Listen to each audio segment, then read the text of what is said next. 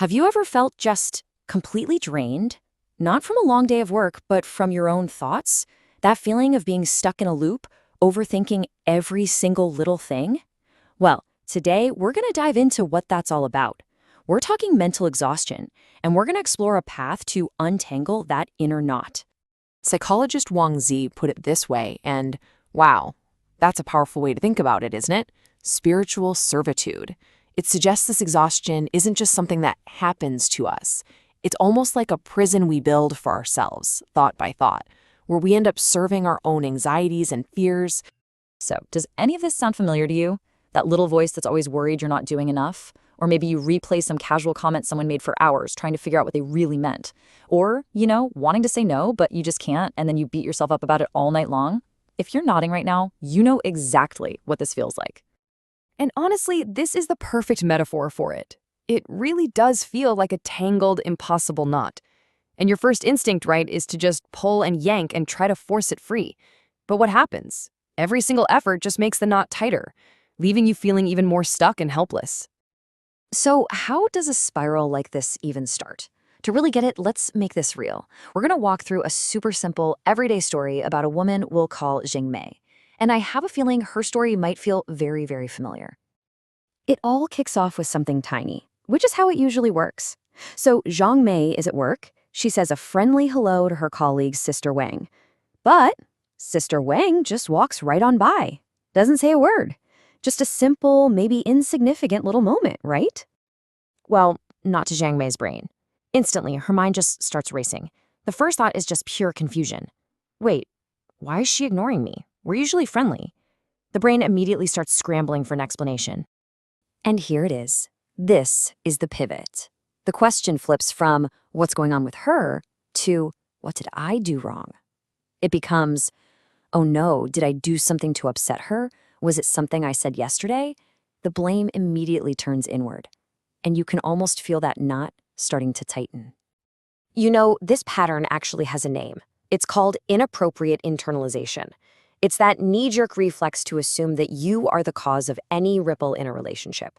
A friend seems a little distant. It must be me. Your boss is in a bad mood. I must have done something wrong. This is the engine that powers the whole exhaustion spiral. Okay, but here is the frustrating part.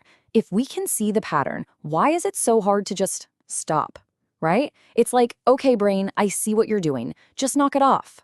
But we can't. So to figure out why, we have to dig a little bit deeper. And this is where things get really fascinating. Psychologically, a lot of this comes from what's called a fantasy of omnipotence. It's this deep unconscious belief that we can, and that we should, be able to control how other people feel about us. So when a colleague ignores us, that illusion of control just shatters, and we immediately blame ourselves for failing. You've probably seen those funny internet memes that are like, pro tip, instead of tormenting yourself, just go crazy and torment others. And yeah, it's a funny thought. But the reality is, it's just not that simple. These feelings, this self-blame, they're not really a conscious choice. They're automatic reactions that bubble up from way deeper. So where does an automatic reaction like that even come from? Well, for a lot of us, the real source isn't something that happened last week. It's a deep, long-standing wound, usually formed way back in childhood when we were first figuring out how the world works. Just imagine being a little kid and constantly hearing stuff like this. Every little thing you do is put under a microscope and judged. You're told you're rude, that you're embarrassing, that people are literally laughing at you. That's not just criticism. That's laying the foundation for a lifetime of anxiety. And the results of growing up like that is huge. It creates this constant low-level fear that you're about to do something wrong. You become a master at reading the room, not to connect with people, but to scan for danger. And worst of all, those critical voices from your parents, they don't go away. They just move inside and become your own inner critic. So you might be thinking right about now, okay, I get it. I see the pattern. I see where it came from in my childhood. So why isn't knowing that enough to fix it? And that is a really, really good question. And here it is. This is the absolute key to the whole thing. The knot we're trying to untie isn't a rational one, it's an emotional one. A lot of the time, we use logic as a shield to protect ourselves from feeling the actual pain underneath. But you can't logic your way out of a feeling. The only way out is through. So what does that actually look like? How do we do that? Let's switch gears and talk about the solution. Psychologist Wang Xi gives us 3 really powerful steps to start genuinely, truly loosening this emotional knot. This is where the healing can start.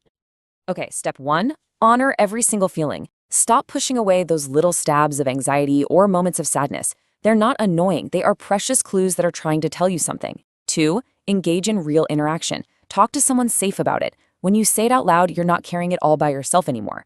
And 3, and this is the big one, create new relational experiences.